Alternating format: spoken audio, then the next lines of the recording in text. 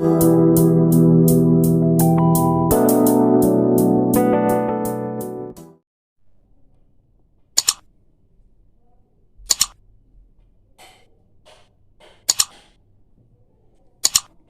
बेटा देखो, कल हम लोग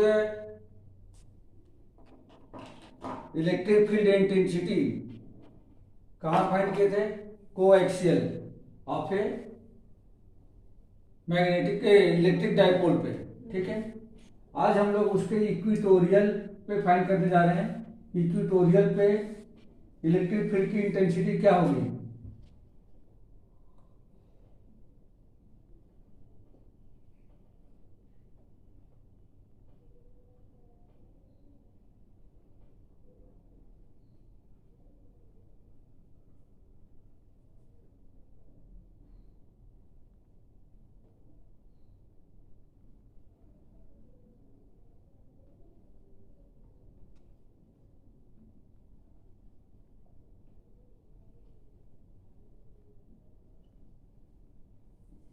तो आज हम लोग फाइंड करें electric intensity, sorry electric field intensity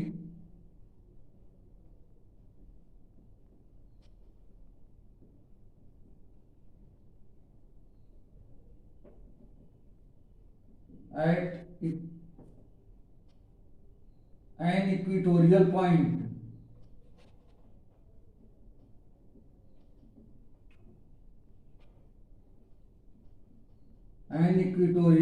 point of a electric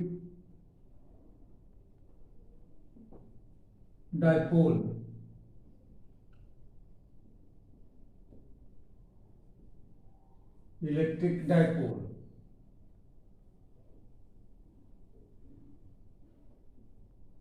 इस इलेक्ट्रिक डायपोल के इक्वेटोरियल एक्सिस पर यदि कोई पॉइंट दिया गया है तो उस पॉइंट पर इलेक्ट्रिक फील्ड इंटेंसिटी कितनी होगी, आज हम लोग ये फाइंड आउट करेंगे। ठीक है, तो जैसे मान लीजिए कि ये आपका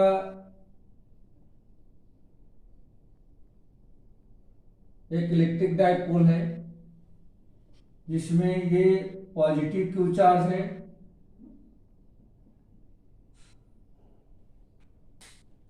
एक इसमें पॉजिटिव क्यू चार्ज है और ये आपका मान लीजिए कि निगेटिव क्यू चार्ज है, और इनका इसकी जो लेंथ है, टोटल लेंथ है कितनी? 12 हमने मान लिया। इस डाइपोल की टोटल लेंथ कितनी है? 12 है।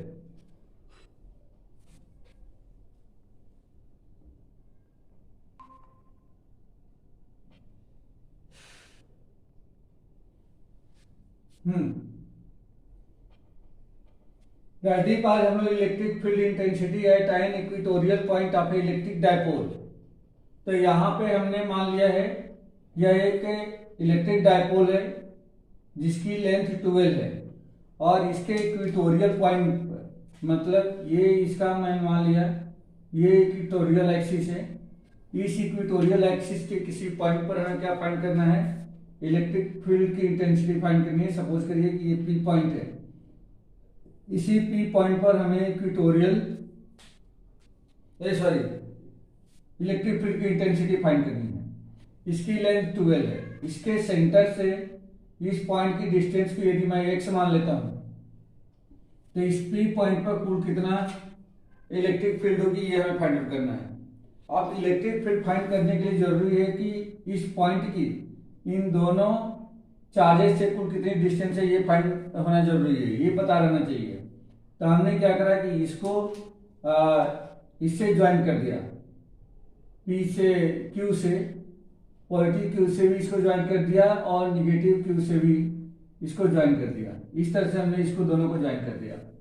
अब इसमें यह एक राइट एंगल ट्रायंगल है, तो यहाँ पे इस पॉइंट से इसका नाम दे देते हैं। मान लीजिए कि ये है, ये बी है, ये ओ है और ये तो ऑलरेडी पी है। ये जो पी पॉइंट है इसको मैं यहाँ पे पी लिख देता हूँ, ये पी पॉइंट है। तो उस सिचुएशन में यहाँ पे हम देखेंगे कि ये जो ए से पी या बी से पी है ये दोनों इक्वल डिस्टेंस पे होंगे, क्योंकि ये परपेंडिकुलर है। ये जो डिस्टेंस होगी वो ए से ओ तक ये एल हो जाएगी, ये एल हो जाएगी, और इधर की भी डिस्टेंस कितनी हो जाएगी, ये भी एल हो जाएगी, ये एल हो जाएगी। ठीक है, तो ये दे रखा है परपेंडिकुलर, परपेंडिकुलर जो है ये एक्स है, तो ए पी को हम लोग पाइथागोरस से निकाल सकते हैं, और ये पाइथागोरस से हाइपोटेन्यूस हो जाएगी किसके बराबर, ये हो जाएगी L square plus X square, और जितना ये होगा ठीक उतना ही इधर वाला भी हो जाएगा, root under L square plus X square, ये दोनों बराबर ही होंगे। ठीक है, अब यहाँ पे हम जानते हैं कि क्यू चार्ज के ड्यू टू जो इलेक्ट्रिक फील्ड का जो डायरेक्शन होता है वो क्या होता है, वह आउटवर्ड होता है। तो इसका जो इलेक्ट्रिक फील्ड का डायरेक्शन होगा ये आउटवर्ड होगा, और इस Q point negative Q point के ड्यू टू क्यू चार्ज के ड्यू टू जो इलेक्ट्रिक फील्ड का डायरेक्शन होगा वो क्या होगा, या towards the electric field towards the charge होगा। तो ये टुवर्ड्स द चार्ज का मतलब ये इस डायरेक्शन में आ जाएगा, ये इस डायरेक्शन में आ जाएगा। तो अगर मैं इसको E1 मान लेता हूं और इसको मैं मान लेता हूं कि ये E2 है, उस सिचुएशन में इसके कंपोनेंट अगर किए जाए, हॉरिजॉन्टल और वर्टिकल कंपोनेंट किए जाए, तो सबसे पहला कंपोनेंट इसके लिए हम देखेंगे कि ये जो निगेटिव चार्ज है, निगेटिव चार्ज के लिए कंपोनेंट क्या होगा। तो यहाँ पे हॉरिजॉन्टल, मैं ये यहाँ पे हॉरिजॉन्टल और वर्टिकल फाइंड करने के लिए ये देखें, अगर मैं इस एंगल को थीटा मान लेता हूं तो ये एंगल भी थीटा ही होगा, क्योंकि ये आइसोसेलेस एंगल है, और जब ये थीटा होगा तो ये एंगल कितने डिग्री का हो जाएगा, ये थीटा हो जाएगा। ठीक है, तो E2 का हॉरिजॉन्टल जो कंपोनेंट है, मतलब इस डायरेक्शन में जो जा रहा है, इस डायरेक्शन में इसका क्या हो जाएगा, इसका जो हॉरिजॉन्टल कंपोनेंट है ये हो जाएगा E2 cos थीटा, क्योंकि थीटा की तरफ जो लगा हुआ पार्ट होता है वह cos थीटा से रिप्रेजेंट करते हैं, तो E2 cos थीटा हो जाएगा। और इसका वर्टिकल कंपोनेंट किधर आ जाएगा, तो इसका वर्टिकल कंपोनेंट जस्ट नीचे की तरफ आ जाएगा, और इसको हम लोग क्या बोलेंगे, तो ये हो जाएगा आपका E2 sin थीटा। ठीक है, ये बन जाएगा वर्टिकल कंपोनेंट। अब इसकी बात करें तो इसके लिए अगर ये थीटा है तो ये एंगल भी थीटा ही होगा, और ये थीटा होगा तो ये एंगल भी कितना हो जाएगा, थीटा हो जाएगा। ठीक है, तो पॉजिटिव चार्ज के लिए जो इलेक्ट्रिक फील्ड की इंटेंसिटी है E1, इसका हॉरिजॉन्टल कंपोनेंट ये थीटा से लगा हुआ, मतलब कि जस्ट इस डायरेक्शन में आएगा, इस डायरेक्शन में आएगा, और इसको हम लोग क्या कहेंगे, E1 cos थीटा, क्योंकि ये थीटा से लगा हुआ है। तुम्हारा वो थोड़ा सा उल्टा बना हुआ है, तो इधर हमने बनाया है, यहाँ पे निगेटिव ले रखा है, यहाँ पॉजिटिव ले रखा है, दोनों बातें की है। और इसका जो वर्टिकल कंपोनेंट होगा, इसका वर्टिकल कंपोनेंट E1 का वो ऊपर डायरेक्शन में जाएगा, ये वाला डायरेक्शन में जा रहा है, ये डायरेक्शन में जा रहा है, तो इस पे क्या आ जाएगा, इस पे आ जाएगा E1 sin थीटा। ठीक है, तो ये हमने हॉरिजॉन्टल और वर्टिकल कंपोनेंट इसके ब्रेक कर लिए हैं। अब हम लोगों को यहाँ पे ये देखना है, यहाँ पे ये देखना है कि क्या E1 और E2 दोनों का इंटेंसिटी P पॉइंट पर सेम होगी क्या, मतलब कि दोनों चार्जेस के द्वारा P पॉइंट पर जो इंटेंसिटी वहां पे, मतलब जो इलेक्ट्रिक फील्ड प्रोड्यूस की जा रही है, दोनों की इंटेंसिटी सेम रहेगी क्या।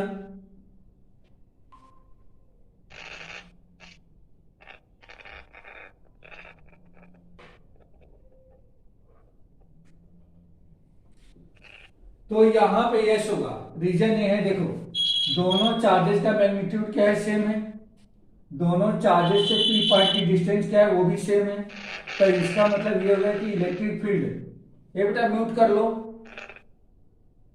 दोनों चार्जेस के द्वारा P पॉइंट पर प्रोड्यूस किया गया जो इंटेंसिटी होगी इलेक्ट्रिक फील्ड की वो भी क्या होगी, सेम होगी।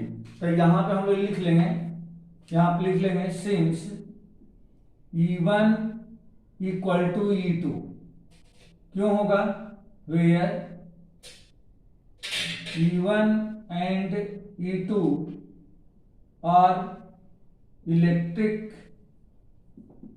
Field intensity due to positive Q and negative Q charges. अच्छा, ये क्यों इक्वल हो गए चार्जेज? विल बी इक्वल, ऐसा लिख देता हूं मैं, will be equal because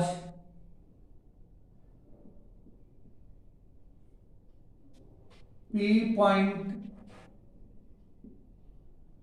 point at equal distance from both charges are equal and have same magnitude। यहां पे दोनों चार्जेस का मैग्नीट्यूड सेम है, दोनों चार्जेस से P पॉइंट की जो डिस्टेंस है वो भी सेम है, इसलिए दोनों चार्जेस के द्वारा प्रोड्यूस किया गया इलेक्ट्रिक फील्ड की इंटेंसिटी P पॉइंट पर वह दोनों भी क्या होगी? सेम होगी। ठीक है, अब यहां से E1 E2 की पहले वैल्यू हम फाइंड कर लें। तो सिंस E1 इक्वल टू, तो E1 इक्वल टू क्या होगा बेटा? इसको हटाते हैं। E1 इक्वल टू क्या हो जाएगा? E1 इक्वल टू कैसे हम लोग निकालते थे? तो इसका फार्मूला याद होगा, हम लोगों ने देखा था कल। E इक्वल टू क्या होता है? K इंटू क्या होता है? K into capital Q upon में R का स्क्वायर, यही होता है ना। अब यहाँ पे क्या हो जाएगा? तो E1 equal to K into पहले पॉजिटिव चार्ज के ड्यू टू, तो Q अपान में R की जगह पे क्या है? Root under L square plus X square है, तो root under L square plus X square का क्या हो जाएगा? होल स्क्वायर, या K into Q upon L square plus X square. ये मिल गया E1, ये E1 मिल गया। And similarly E2 equal to क्या हो जाएगा? And similarly E2 equal to ये भी मिल जाएगा आपका K इंटू क्यू अपान, और R यहां भी सेम है, L square plus X square, तो ये भी हो जाएगा कितना? L square plus X square. ये रूट में है बट इसका होल स्क्वायर करेंगे तो रूट हट जाएगा, और ये हो जाएगा इक्वेशन 2। अब यहाँ पे देखो बेटा, इसके कंपोनेंट को हम लोग अगर एड अप करें तो यहां से सिंस लिख सकते हैं, since resulting electric field E equal to ये हो जाएगा E1 प्लस E2। तो E1 प्लस E2 कितना हो गया? तो सबसे पहली चीज की यहाँ पे दोनों कंपोनेंट को पहले हम चेक कर लें। ये इक्वेशन 3 में लिख रहा हूं यहाँ पे दोनों कंपोनेंट को चेक करो बेटा। देखो E1 साइन थीटा का डायरेक्शन अपवर्ड है और E2 साइन थीटा का डायरेक्शन डाउनवर्ड है, लेकिन ये दोनों ही E1 और E2 क्या है? इक्वल है। ये यहाँ पे मैंने यहाँ पे बताया है क्यों इक्वल है। अगर E1 और E2 दोनों इक्वल हैं तो ये पूरा क्या बन जाएगा? देखो E1 साइन थीटा, E2 की जब इक्वल लिख दिया तो E1 साइन थीटा, तो इन दोनों सिचुएशन में क्या होगा? एक का डायरेक्शन अपवर्ड और दूसरे डायरेक्शन डाउनवर्ड होने की वजह से ये दोनों आपस में क्या हो जाएंगे? कैंसिल हो जाएंगे। तो यहाँ पे लिखेंगे since E1 sine theta and E2 sine theta have are equal in opposite direction, इनका डायरेक्शन बट लिख लो बेटा, but opposite direction, therefore it will be cancelled. क्या हो जाएगा? ये कैंसिल हो जाएगा। ठीक है, ये दोनों का डायरेक्शन अपोजिट है, मतलब साइन एक का अपोजिट हो जाएगा, लेकिन दोनों मैग्नीट्यूड में सेम है, तो ये दोनों कैंसिल हो जाएंगे। देयरफॉर अब क्या ऐड होगा? तो देखो E1 cos थीटा और E2 cos थीटा ये दोनों क्या है? ये दोनों सेम डायरेक्शन में, तो यही एड अप हो जाएंगे। तो देयरफॉर E इक्वल टू क्या मिल जाएगा? E1 plus E2। तो E1 की जगह पर मैं क्या लिख दूं? तो E1 इक्वल टू क्या हो जाएगा? E1 cos theta plus E2 cos of theta, यही बचेगा, सिर्फ ये इतना ही बचेगा। E1 cos theta plus E2 cos theta. E1 और E2 दोनों बराबर है, या E1 के प्लेस पे वैल्यू रख दो यहां से। E1 इक्वल टू क्या निकाल रखे हैं हम लोगों ने? E1 इक्वल टू निकाल रखे हैं K इंटू क्यू अपान में L square plus R square या X स्क्वायर, और E2 में cos ऑफ थीटा प्लस यहां से E2 की जगह पे भी लिखेंगे क्या, यही आ जाएगा K इंटू क्यू अपान में L square plus X square into में cos ऑफ थीटा, ये यहां से। तो यहां से E1 और E2 दोनों की वैल्यू हमने यहाँ पे ट्रांसफर कर दिया है। ये दोनों सेम है, सेम होने की वजह से ऐड हो जाएंगे। ये हो जाएगा 2 इंटू के क्यू अपान में L square plus X square into में आ जाएगा cos ऑफ थीटा। तो ये कुछ इस तरीके से आपको E की वैल्यू मिल जाएगी। ठीक है बेटा, ये E की वैल्यू मिल जाएगी। अब यहां से हम लोगों को क्या चेंज करना है? एक तो cos थीटा की वैल्यू चेंज कर लें और इसको हम किसके फॉर्म में लिख लें, और इसको हम लोग लिख लें किसके, P के फॉर्म में। तो P के फॉर्म में क्या हो जाएगा बेटा, ध्यान दो, सिंस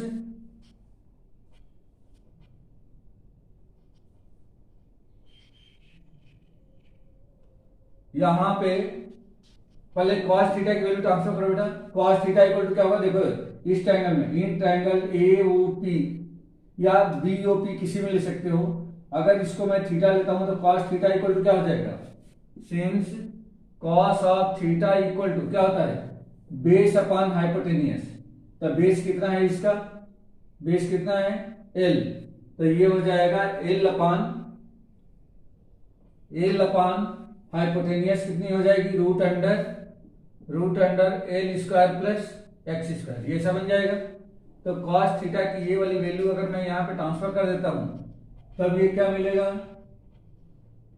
तब आपको ये मिल जाएगा, therefore E equal to 2K into और सॉरी हाँ 2K क्यू अपान में L square plus X square into cos theta के प्लेस पे ये वैल्यू ट्रांसफर कर दो, तो L अपान में root under L square plus X square, ये कुछ ऐसा मिल जाएगा। अब यहां से देखो 2L इंटू क्यू क्या बन जाएगा बेटा, बोलो 2L इंटू क्यू, ये बन गया है P, electric dipole moment since P equal to 2L into में Q। तो इसको अरेंज करोगे आप तो 2L इंटू में Q, इसकी जगह पे आ जाएगा K इंटू P अपान में इन दोनों की, इसकी होल पावर 1 है, इसकी होल पावर 1/2 है, तो ये आपका हो जाएगा L square plus X square की होल पावर 3/2 बन जाएगा, क्योंकि इसकी पावर 1 है, इसकी पावर 1/2 है। तो देयरफॉर E इक्वल टू ये मिल गया हमें, E equal to KP upon में root under L square plus X square की होल पावर 3/2। अगर अब ये जो X की वैल्यू है, X मतलब P की distance from the centre of the dipole, अगर इसके लेंथ से अगर बहुत ज्यादा है, since X is greater than L, अगर ऐसा है तब यहां पे क्या होगा, L जो है यहाँ पे निगलेक्ट हो जाएगा, L को छोड़ देंगे, तो L निगलेक्ट होगा, तब ये क्या बनेगा, E equal to KP upon में, अब यहां से L छूट गया तो ये हो जाएगा X स्क्वायर की होल पावर 3/2, 2 से 2 कैंसिल हो गया, और ये बन जाएगा KP अपान में X का क्यूब। या यहां से हम लोग क्या कर रहे हैं, E equal to therefore E equal to अगर K की वैल्यू ट्रांसफर कर दें 1/4 epsilon not into P upon में X क्यूब, तो ये आपका बेटा resultant electric field intensity at the point P which is lie on equatorial point of the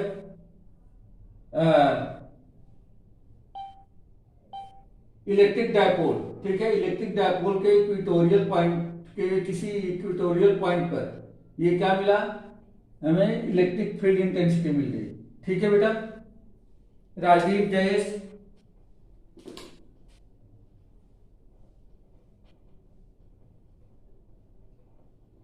Nikhil, नयन, समझ में आया? कुछ पूछना है आप लोगों को?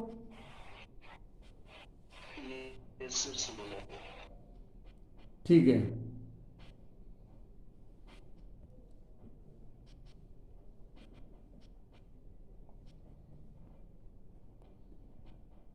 अब आपका क्वेश्चन था इसमें कि यदि वह इक्वेटोरियल पे ना हो और एक्सियल पे ना हो तो उस सिचुएशन में इसकी इलेक्ट्रिक फील्ड की इंटेंसिटी कितनी होगी।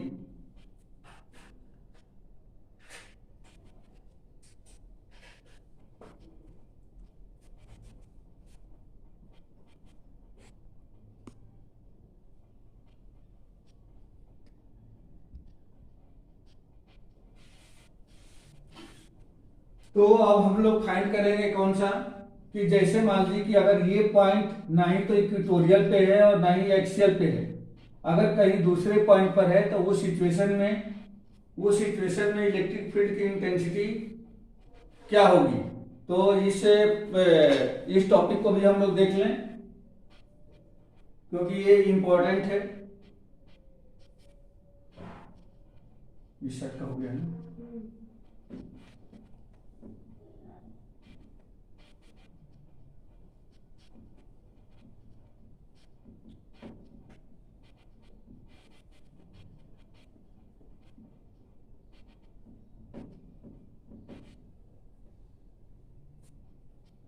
Electric field intensity at any point due to a electric dipole.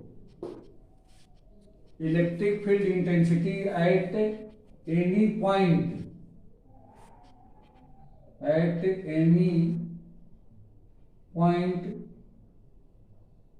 due to an electric dipole. ये electric field intensity at any point due to an electric dipole. तो यहाँ पे हम लोगों को एक ऐसे पॉइंट पर इलेक्ट्रिक फील्ड इंटेंसिटी फाइंड करनी है जिस पर जो ना ही तो उस इलेक्ट्रिक डायपोल के इक्वेटोरियल पे हो और ना ही एक्सियल पे हो, दोनों पे ना हो। तो उस सिचुएशन में हम कैसे इंटेंसिटी फाइंड करेंगे। देखिए, जैसे मान लीजिए कि यह आपका इलेक्ट्रिक डायपोल है, ये इलेक्ट्रिक डायपोल है जिसका एक चार्ज पॉजिटिव और दूसरा चार्ज निगेटिव है। जैसे मान लेता हूं मैं कि ये चार्ज पॉजिटिव है और ये चार्ज निगेटिव है। अब इसके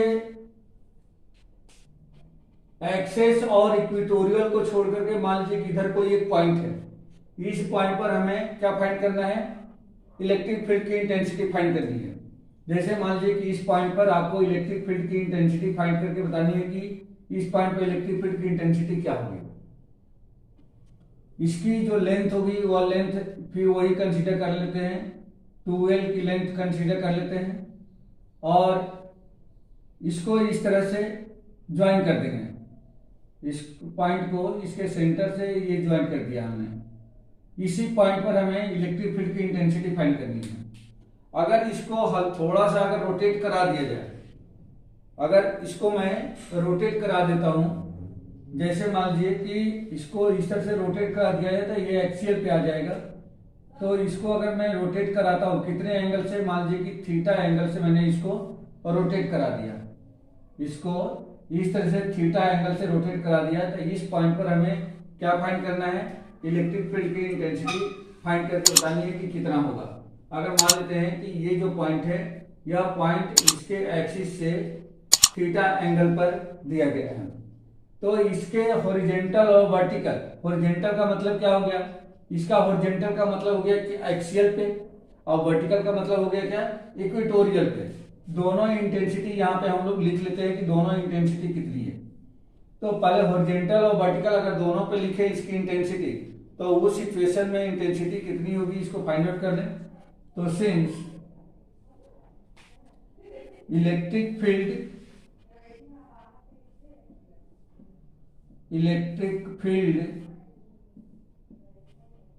eight P due to horizontal या फील्ड हॉरिजॉन्टली, ऐसा लिखो बेटा, हॉरिजॉन्टली हॉरिजॉन्टली का मतलब क्या हो गया कि कोएक्सियल पे। तो इसके लिए हम लोगों ने क्या लिखा था, इसके लिए लिखा था E1 इक्वल टू, क्या लिखे थे बेटा, याद है उसमें?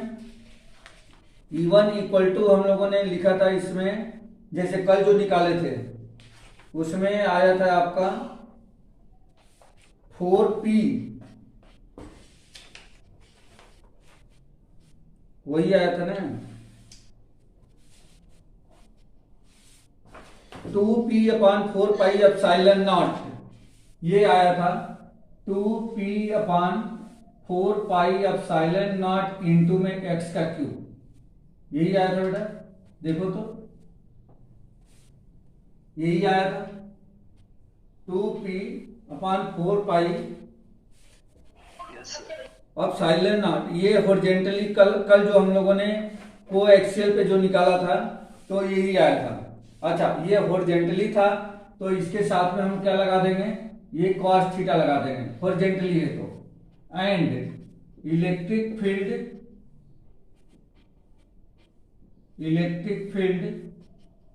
एट P वर्टिकली, तो वर्टिकली में अभी जस्ट हमने ये निकाल लिया यहाँ पे, और यहाँ पे ये कितना आया है अजय, हाँ ये वर्टिकली में कितना आ जाएगा, तो इसको हम लोग E2 से रिप्रेजेंट करें, तो E2 इक्वल टू, अभी हमने क्या लिखा, P upon 4 pi epsilon not, P upon 4 pi epsilon not into, अच्छा ये भी क्या है, ये वर्टिकली है तो इसके साथ में हम क्या लगाएंगे, P अपॉन में इंटू में एक्स क्यूब आएगा ना, अपॉन में एक्स क्यूब इंटू में, ये वर्टिकली है तो इसके साथ में हम क्या लगा दें, साइन थीटा। हॉरिजॉन्टली के लिए कॉस थीटा, वर्टिकली के लिए साइन थीटा। ये दो इक्वेशन हमने उसी प्रीवियस इक्वेशन से लिया है। हॉरिजॉन्टली मतलब कोएक्सियल और वर्टिकली मतलब इक्वेटोरियल से ये दोनों इक्वेशन लिख लिया। अब इसके मैग्नीट्यूड अगर हमें फाइंड करना है, इसका मैग्नीट्यूड, तो मैग्नीट्यूड हम लोग इसका कैसे निकालेंगे, तो इसके मैग्नीट्यूड के लिए यहां पे इसको वेक्टर वाली मेथड से इसका मैग्नीट्यूड निकालेंगे, वेक्टर वाली मेथड से। तो इसका क्या हो जाएगा, since E equal to, vector method से इसका मैग्नीट्यूड निकाल लें, क्योंकि ये वेक्टर क्वांटिटी होती है, तो वेक्टर क्वांटिटी से वेक्टर मेथड से ही निकालेंगे। तो इसका मैग्नीट्यूड होगा रूट अंडर E1 का स्क्वायर प्लस E2 का स्क्वायर, E1 का स्क्वायर प्लस E2 का स्क्वायर। ये हम यहाँ पे मैग्नीट्यूड इस फॉर्मूले से निकालेंगे, क्योंकि ये वेक्टर है, तो वेक्टर वाले में मैग्नीट्यूड इस मेथड से हम लोग निकालते हैं। तो ये आपका हो जाएगा रूट अंडर E1 का, E1 ये है, तो ये हो जाएगा 2P upon 4 pi epsilon not into में into cos theta upon X cube का होल स्क्वायर, प्लस इधर हो जाएगा कितना, ये हो जाएगा P upon 4 pi epsilon not into x cube into में साइन थीटा का होल स्क्वायर। ये कुछ ऐसा बन जाएगा बेटा, ये कुछ ऐसा बन गया। अब इसमें से देखते हैं कि कॉमन क्या है, कॉमन को बाहर कर लेंगे और जो बच गया उसको इक्वेट करने की कोशिश करेंगे।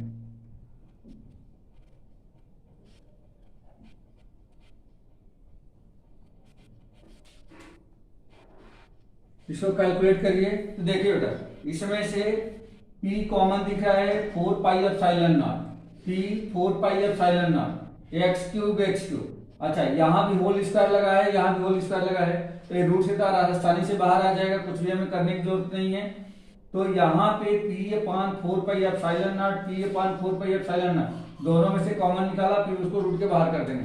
होल स्क्वायर लगे होने की वजह से हमें कुछ से करने की जरूरत नहीं है। तो ये हो जाएगा मैग्नीट्यूड E इक्वल टू, ये मिलेगा हमें P upon 4 pi epsilon naught x cube, P upon 4 pi epsilon naught x cube, ये बाहर आ गया और रूट के अंदर क्या बच गया है, तो ये बच गया है 2 cos थीटा का होल स्क्वायर, यानी कि 4 cos स्क्वायर थीटा बच गया। तो ये हो जाएगा 4 cos स्क्वायर थीटा प्लस, और यहां बचेगा कितना, साइन स्क्वायर थीटा। तो ये हो जाएगा साइन स्क्वायर थीटा यहां पे बच गया, equal to P/4πε0 into x cube into root under, इसको हम लोग क्या ऐसा लिख सकते हैं क्या, 3 cos square theta plus cos square theta plus sine square theta, ऐसा लिखा जा सकता है क्या। 4 cos स्क्वायर थीटा को मैंने 3 cos square theta plus 1 cos square theta अलग कर दिया है, और प्लस में साइन स्क्वायर थीटा। अब ये जो दोनों मिल करके क्या बन जाएंगे, 1, ये एक आइडेंटिटी दे देंगे 1, तो ये आपका हो जाएगा P/4πε0 into x cube, root के अंदर में हो जाएगा 3 cos स्क्वायर थीटा प्लस ये 1, ये ट्रिग्नोमेट्री के आइडेंटिटी ये है, cos square theta plus sine square theta equal to 1। तो ये कुछ ऐसा मिल गया बेटा, ये आपको मिल जाएगा। तो इस तरह से हम लोग लिख सकते हैं, देयरफॉर E इक्वल टू, आपको ये मिल जाएगा E इक्वल टू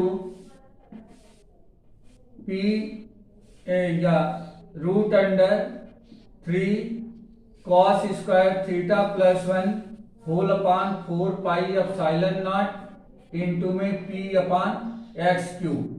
तो इस तरह से ये आपको वह इलेक्ट्रिक फील्ड की इंटेंसिटी मिली जो हॉरिजॉन्टल और वर्टिकल, मतलब एक्सियल और इक्वेटोरियल को छोड़ करके किसी दूसरे पॉइंट पर है। अब इसमें जितने एंगल पे होगा उस एंगल की वैल्यू आप यहाँ पे रख दोगे तो आपको क्या मिल जाएगा, इलेक्ट्रिक फील्ड इंटेंसिटी मिल जाएगी। एक्सिस से जितने एंगल पर ये पॉइंट है उस पॉइंट पे हम क्या रख देंगे, वो एंगल की वैल्यू यहाँ पे थीटा के प्लेस पे लिखना है, तो ये आपको मिल जाएगा इलेक्ट्रिक फील्ड इंटेंसिटी। ठीक है बेटा,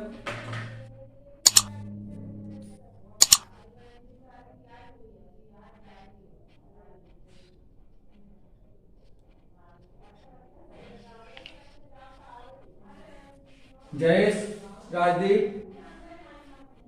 निखिल, नयन, कुछ पूछना है इसमें?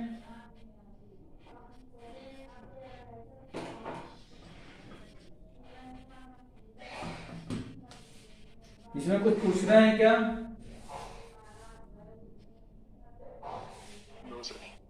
ठीक है,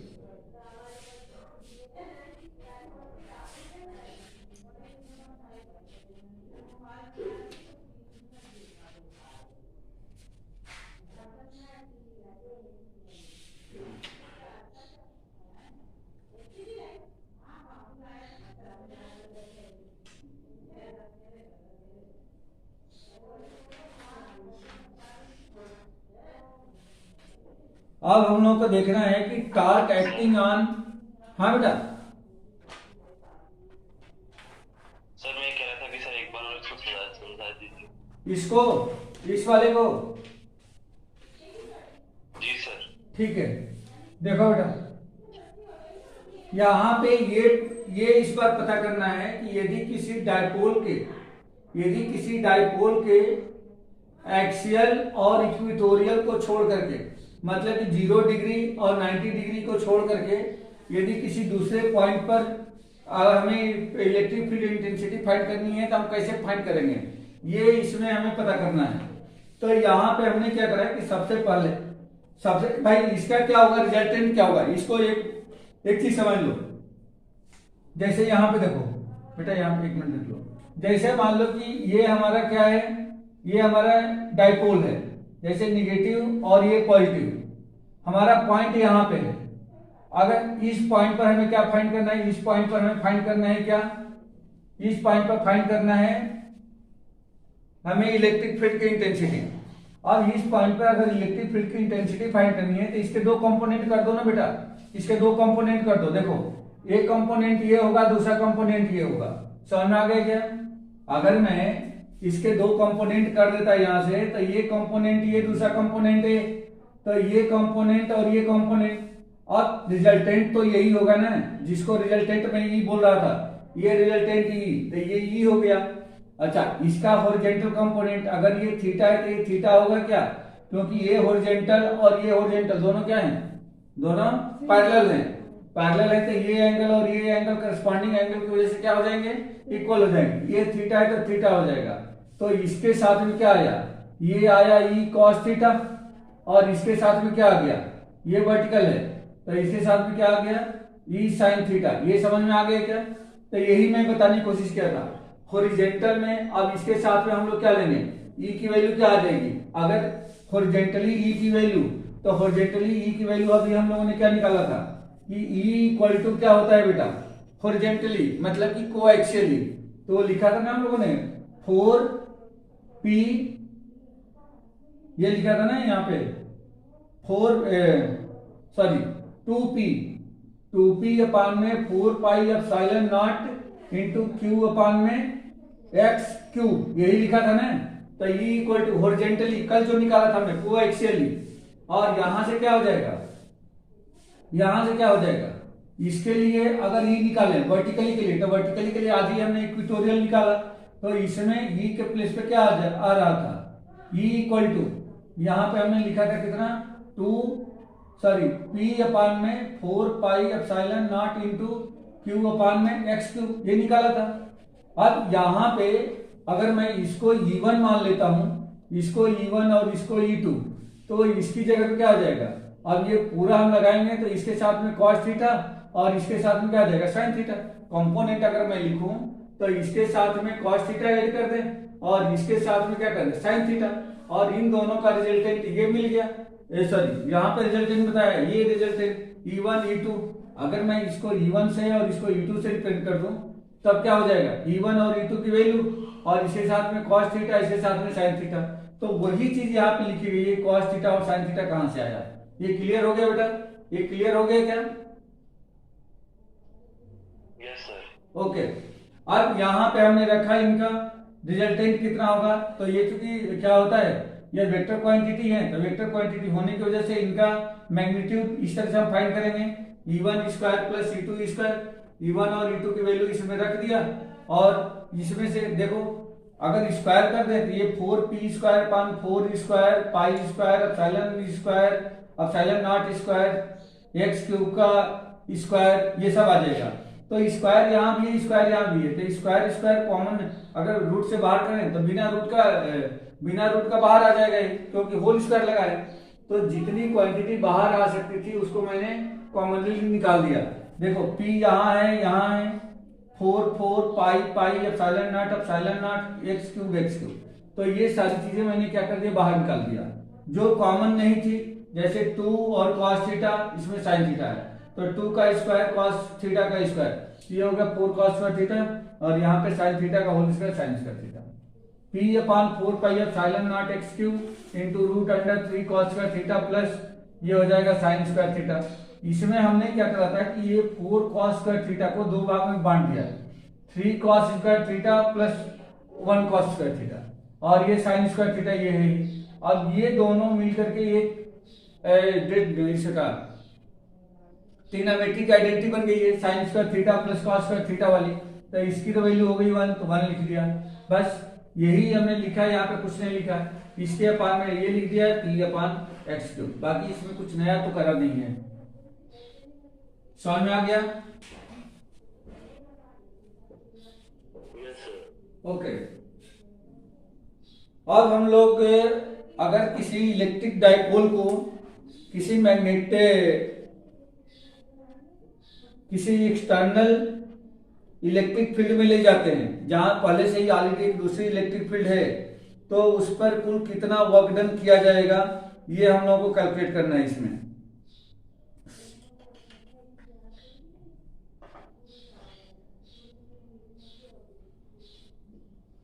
तो इसमें हम क्या करेंगे, एक एक्सटर्नल इलेक्ट्रिक फील्ड है, उस एक्सटर्नल इलेक्ट्रिक फील्ड में यदि किसी डाइपोल को अगर हम ले जाते हैं तो उस पे एक क्या लगता है, एक टार्क लगता है, और उस टार्क की वजह से कुछ क्या होता है, वह रोटेट होता है, जिसकी वजह से उस पे कोई वर्क डन करना पड़ता है। वो वर्क डन हमें फाइंड आउट करना है कि कुल कितना वर्क डन हुआ। तो torque acting on A electric dipole placed in an electric field, तो कुल कितना टार्क लगेगा। अगर पहले हम टार्क को कैलकुलेट करें कि टार्क कितना होगा, देखो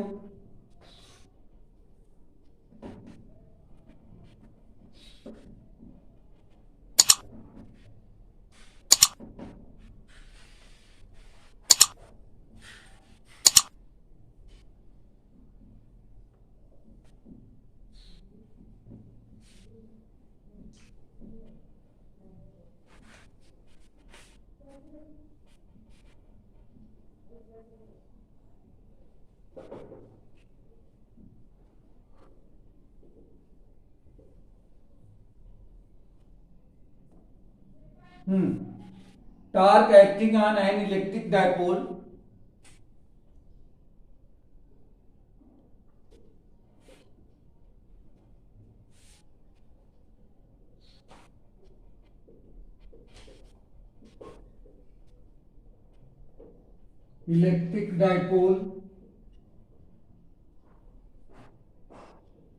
placed in an electric field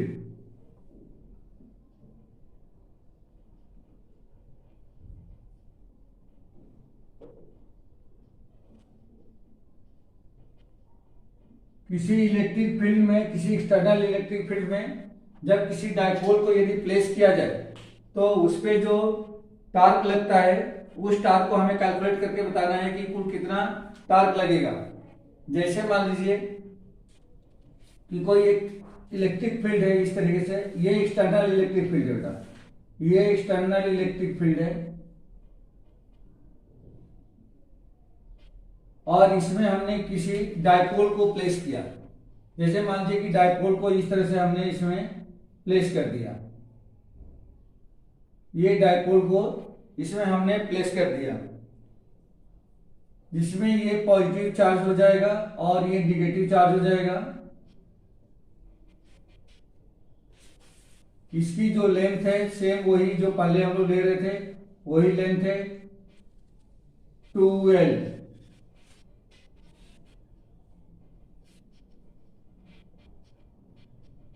इसकी लेंथ है। इसका dipole moment P equal to कितना हो जाएगा, तो 2L इंटू में Q, ये इस मैग्नेट इस डायपोल का डायपोल मोमेंट है, ठीक है। हाँ, डायपोल मोमेंट है, इलेक्ट्रिक डायपोल मोमेंट P है जो निगेटिव से पॉजिटिव डायरेक्शन की तरफ है। तो हमें ये पता करना है कि इस पर लगने वाला टार्क कितना होगा, इस पे हमें टार्क कैलकुलेट करना है।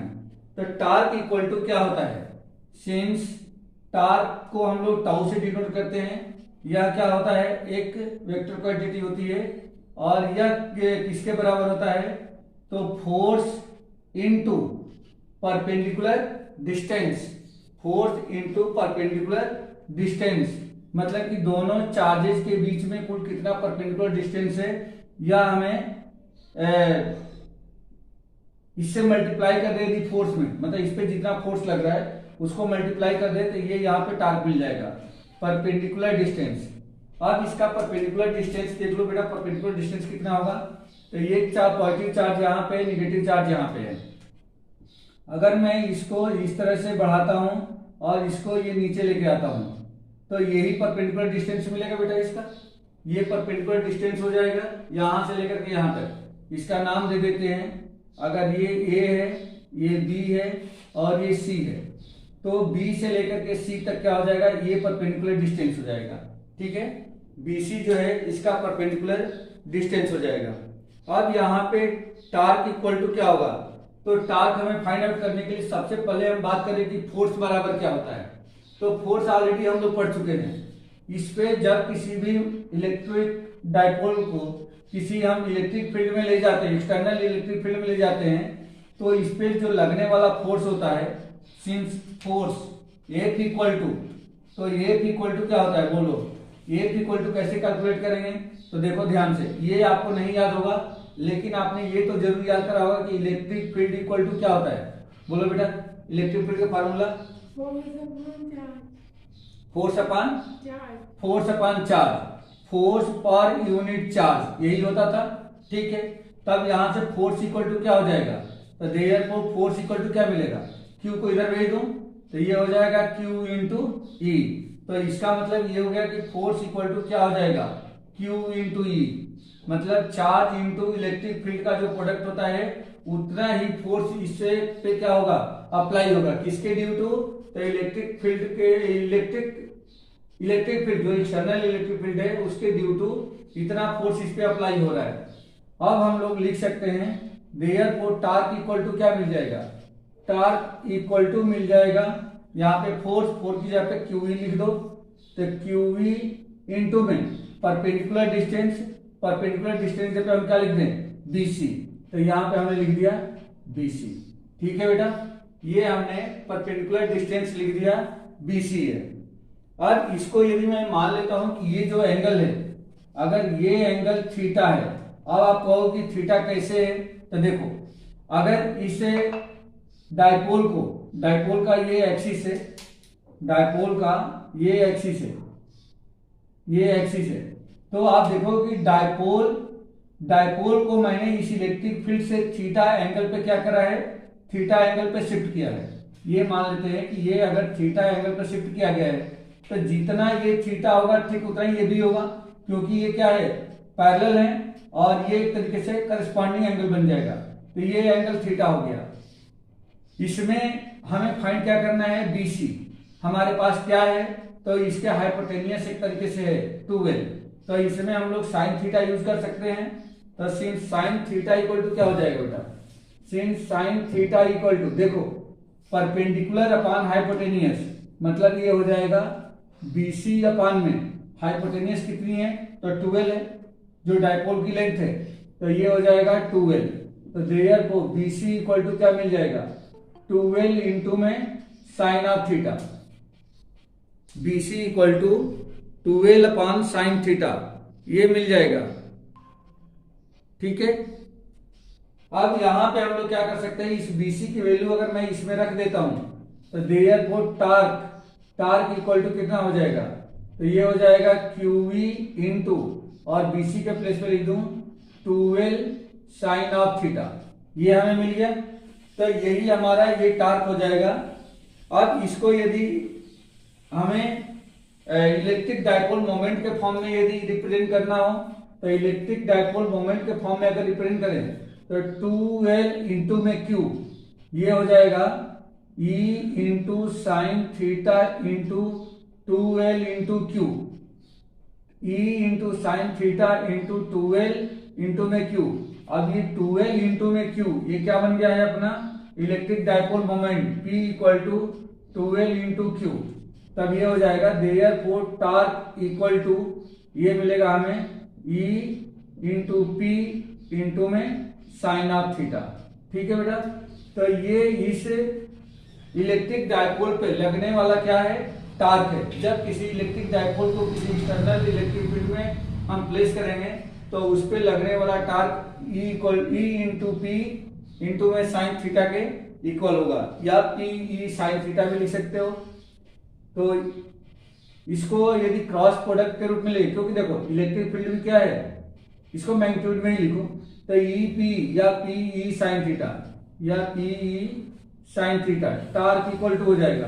तो इसको टार्क को हम लोग ऐसा भी लिख सकते हैं क्या, P क्रॉस E भी लिखा जा सकता है क्या, देखो वेक्टर फॉर्म में P क्रॉस E लिखा जा सकता है, A cross B equal to AB sine theta होता है, तो इस तरीके से भी ये लिखा जा सकता है। तो टार्क इक्वल टू हमें क्या मिल गया, P क्रॉस E। ठीक है बेटा, क्लियर हो गया ये, हो गया टाइम। तो torque equal to P cross E। ठीक है,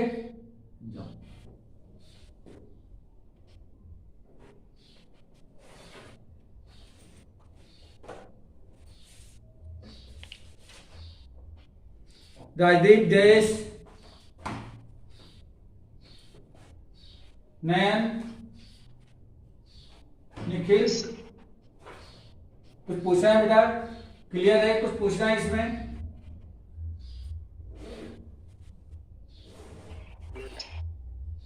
ठीक है, तो बस आगे मैथ्स की क्लास देखते हैं।